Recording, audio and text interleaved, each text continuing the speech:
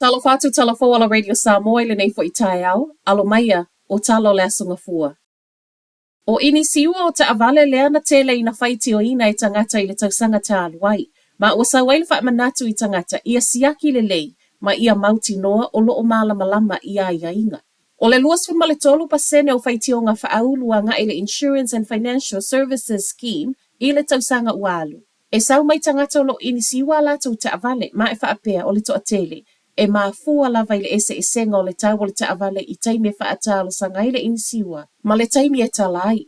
O nisi ua toi moli mawai reporti le News Hub, ua to e se le luas fulfapa sene mai le tau o le taavale whaatu sa le maketi, mai maiso e suenga alpulenga, ua tele. Fautuai le Insurance Council, ia mauti noe malama i pepa whaatumu maia inga, ai maisa i taimi e toi whaafo wai le inisiua, ai mole pito la awa kamupani inisiua, e tatau ona atoa le masina e longo i le paanga ai ele i aloa ia le suinga o tau fou.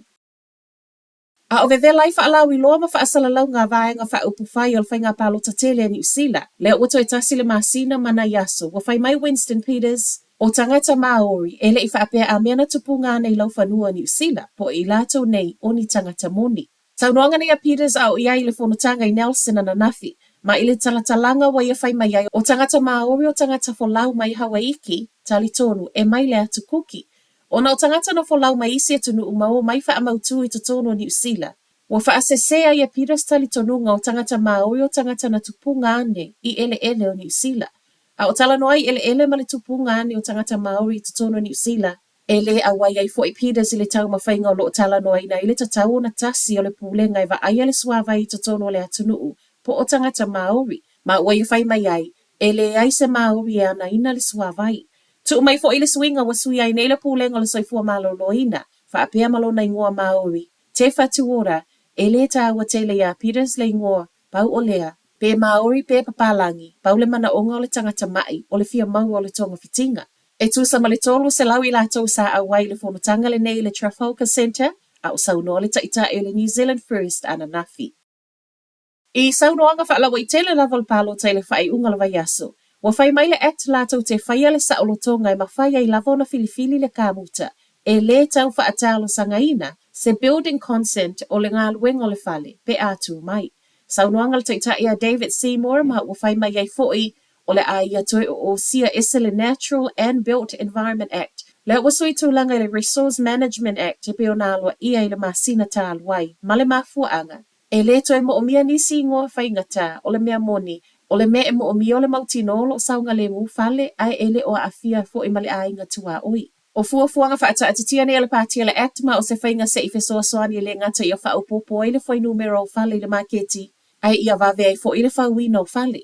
O le leto iai o ni building consent, wa whai mai le taita ai, o le aave e sia ai fo i le isi tupe alu. Iso enga le act wa whai mai ai, mo o mia le whau o le tusa ma le limas funu ma le tasi afe, fale mo ai ngai tutono o le tausanga mo le isi lima tausanga pe a fua, i le te leo le manao o lo iai nei le maketi, ma ua mo o mia vave. Ua maua ngā alue ngā nisi o tangata na o mai i lalo o visa pe pelo leo wato esu e nei. To atolu tangata ne po leo ua whaafai ngā alue ngā le whalitali malo o le sudima, ma i whaamao ninga mai le pulenga o lo o vaava ai pea e whaau popo. O sifi kuka to alua ma se tasi e whea ngai matangata ngā solo atu whalitali malo, lea ua whaafai ngā alwenga. O le olo wha solo peso esu e ngai visa nei na pepelo na whai, po o le Accredited Employer Work Visa, lea na o mai ai o mai i New Zealand, e lea ini ngā alwenga. O tangata ua whaafai ngā alwenga le sudima o lo ngā luluai nei lalo le visa ua tā ua o le Exploited Worker Visa.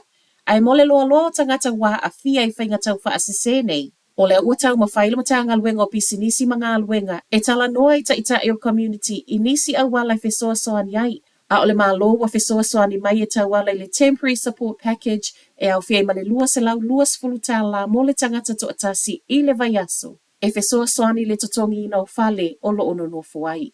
Tala wha aiu, so e leo le tangata masalo mia na mo ina ua pāle van i Hamilton.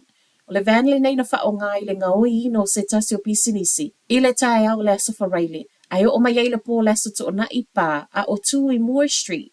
Pe tu so le te o le sfulutasi le po. O leo lo tau sa i nei e leo leo wha apea. O lea sa tu i fafo ane o le van. I le taimi na muai. Tala nao le nei tae au. Man wia lam tangol vai aso.